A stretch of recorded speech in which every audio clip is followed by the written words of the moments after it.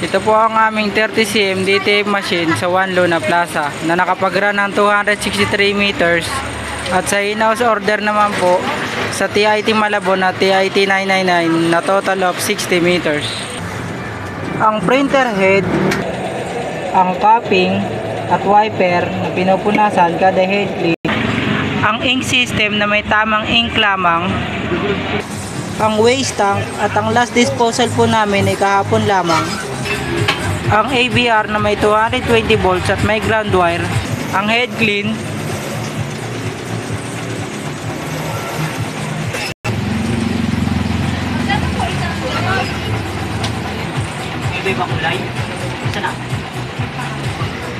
after head clean, punasan ng wiper,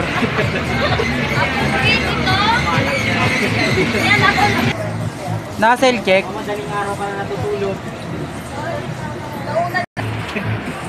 Baka nag-gram. ang white at color ay okay naman po. Ito naman po ang aking ink in use, cleaning solution at powder.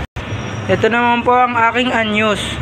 Meron pa pong 4 na black, 3 yellow, 4 na magenta, 2 cyan, 2 white, 1 cleaning solution at 2 Puyi green solution. Ito po ang aking printer daily checklist, production log.